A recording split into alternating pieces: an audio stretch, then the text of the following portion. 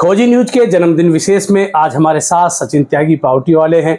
आज उनका जन्मदिन है। लोकसभा का चुनाव चल रहा है। भारतीय जनता पार्टी युवा मोर्चा की प्रदेश कार्यकारिणी के सदस्य हैं, तो जाहिर सी बात है इलेक्शन में बिजी हैं, लेकिन उसके बीच भी आज अपना जन्मदिन मना रहे हैं। सहारनपुर लोकसभा का युवा मोर्चा का इनको प्रभारी बना गया, सहारनपुर की जिम्मेदारी इनको दी गई है। सचिन त्यागी जी, सबसे पहले आपको जन्मदिन की बधाई। बहुत धन्यवाद। तो चुनाव का कार्यक्रम है, आपको सहारनपुर लोकसभा का प्रभारी बनाया गया है। आज भी मुजफ्फरनगर विधानसभा सीट पर आपको जिम्मेदारी दी गई है। इन सब जिम्मेदारियों के बीच आज जन्मदिन कैसे सेलिब्रेट करेंगे, अभी तक कैसे किया? अभी तक सुबह 10 बजे सहारनपुर लोकसभा में 5 विधानसभाएं हैं, तो 3 विधानसभाओं की बैठक आज मैं संगठनात्मक बैठक करके आ चुका हूं। आज हमारे यहाँ जनपद मुजफ्फरनगर में लोकसभा मुजफ्फरनगर पर जैसे मुझे प्रवासी सहारनपुर लोकसभा पर लगाया है, यहाँ हमारे प्रदेश के महामंत्री बड़े भाई वरुण गोयल जी को लगाया गया है।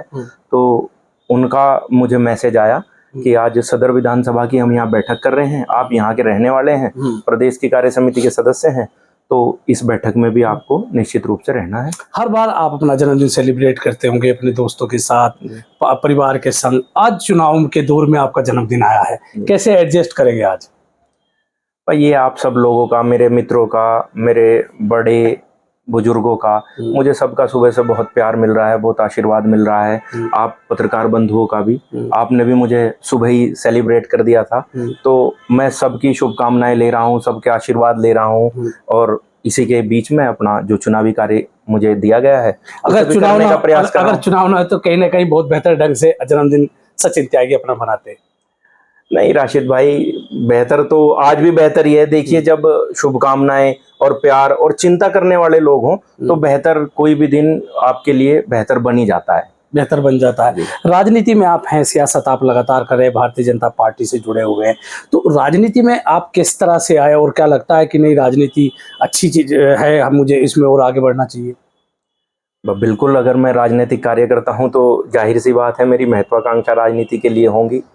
लेकिन मुझे लगता है, जैसा मैं सोचता हूं और अपने समाज के लोगों को राजनीति करते हुए देखता हूं, तो हमारे लिए राजनीति में बहुत ज़्यादा स्कोप तो नहीं है।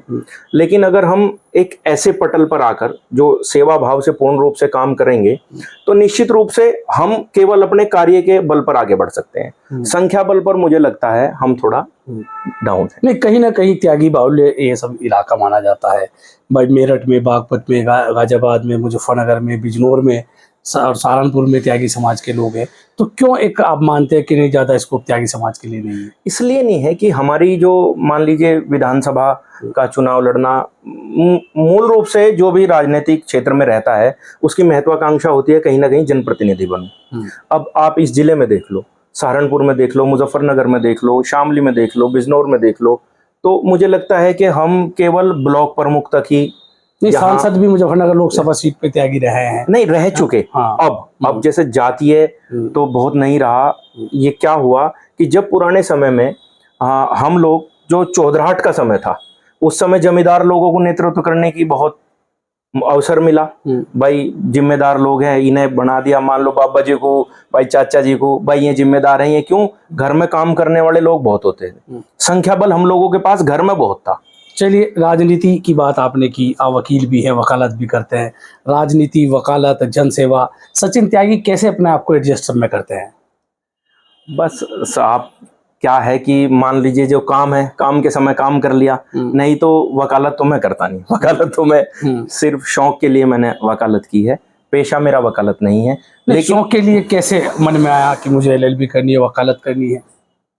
राशिद भाई, थोड़ा फ्लैशबैक में जाए तो मेरे साथ 2013 में दंगे में बहुत बड़ी दुर्घटना हो गई थी, तो वो मैं आपको कभी विस्तार से बताऊंगा। नहीं, थोड़ा सा हिंट बताए कि भाई क्यों वकालत, सचिन ने वकालत क्यों चुनी? मैं साइलेंट वार में फंस गया था। मेरे ऊपर 302 का आरोप लग गया था। मुझे परमपिता परमेश्वर का आशीर्वाद मेरे ऊपर रहा, वो बिल्कुल झूठा था। मैं उसमें 2, 4, 5 साल में बहुत संघर्ष करके 2013 से 18 तक मैं उसमें सबके सहयोग से, आशीर्वाद से, परमात्मा के आशीर्वाद से मैं उसमें बचा। तो मुझे लगा, जब मैं चला गया, जेल चला गया जब मैं, तो मैंने प्रण ले लिया था कि मैं वकालत जरूर करूं। तो कहीं ना कहीं ये था कि वकालत के जरिए आप न्याय पा सकते हैं, किसी दूसरे को न्याय दिला भी सकते हैं। अपने अधिकारों को प्रत्येक व्यक्ति को पूर्ण रूप से जानकारी होनी चाहिए। तो वकील इसलिए बने कि बस। आपको कानून का पता होना चाहिए। पता होना चाहिए।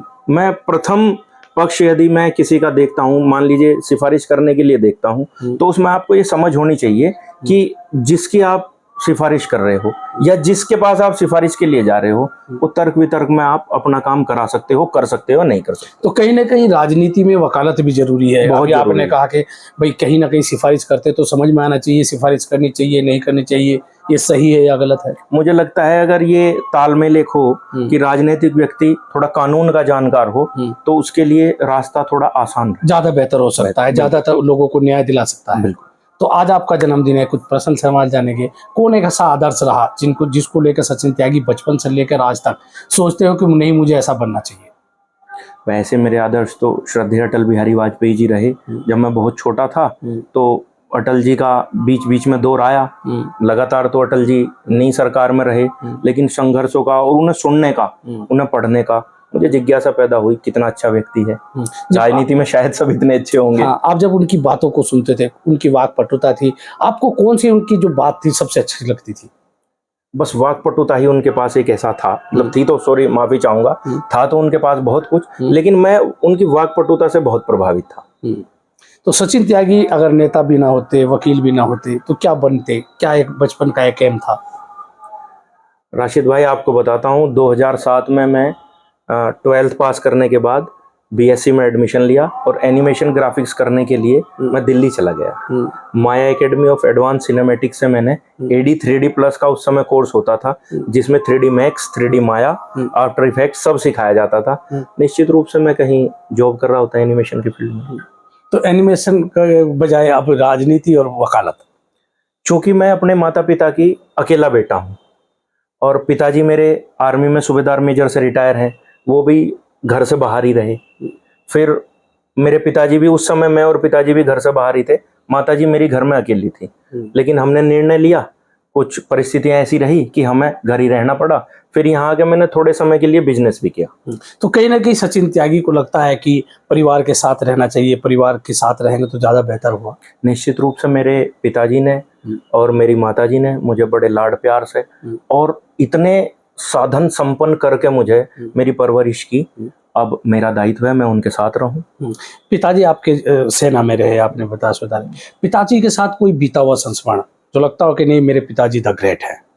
जी बिल्कुल, निश्चित। इसमें हर बच्चे के लिए उसका पिता उसका आदर्श होता है और ये जीवन में मेरे लिए बड़ा स्पष्ट रूप से रहा कि जब मैं कठिन दौर से गुजरा तो मेरे पिताजी ने मुझे कहा कि तू सत्य है, तो ईश्वर ऊपर है और नीचे मैं हूं, तुझे निश्चित रूप से मैं न्याय दिलाऊंगा। तो कहीं ना कहीं पिताजी का जो मनोबल था, पीछे से जो उनकी सपोर्ट थी, उनका हौसला अफजाई थी, वो कहीं ना कहीं सचिन त्यागी के जीवन में बदलाव लेकर आई। बिल्कुल बदलाव लेकर आई राशिद भाई। और आज भी मैं अपने काम के साथ, मैं अपने व्यवहार के साथ, मैं अपने परिवार के साथ राजनीति करने के लिए स्वतंत्र हूं, तो उसमें सबसे बड़ा योगदान मेरे पिताजी का है। तो मैंने ये जानना चाहता, कौन सा ऐसा संस्मरण आपके और पिताजी के बीच है कि आपको लगता है नहीं मेरे पिता सबसे बेहतर है। वैसे तो पिता सबके लिए बेहतर होते हैं, पिता अगर कमजोर भी हो तो बच्चे को ये लगता है, बेटे को ये लगता है नहीं मैं सबसे पावरफुल दुनिया के व्यक्ति के साथ हूँ, लेकिन फिर भी एक दो वाक्य होते हैं कि नहीं मेरे पिताजी मेरे लिए द ग्रेट है।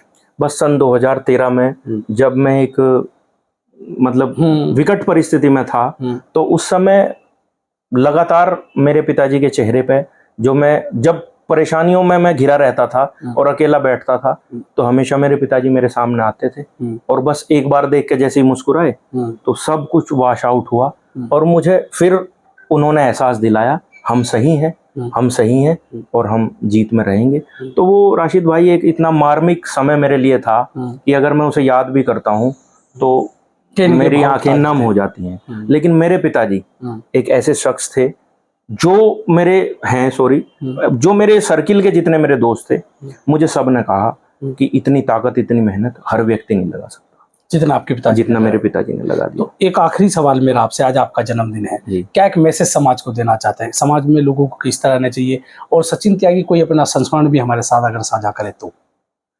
राशिद भाई, समाज में तो मैं अभी बहुत छोटा हूँ, समाज में फिर भी एक मैसेज होता है, एक सोच होती है कि भाई हमारी एक समाज की मैं कड़ी हूँ, लेकिन मैं समाज के प्रत्येक व्यक्ति से, जिन से मैंने कुछ सीखा है, जिन से मैं कुछ सीख रहा हूँ, और जिन ऐसे बहुत सारे लोग, बहुत सारी व्यक्ति तो मेरे जीवन में मेरे सामने आएंगे, क्योंकि हर व्यक्ति को कुछ ना कुछ सीखने का हमेशा अवसर मिलता है।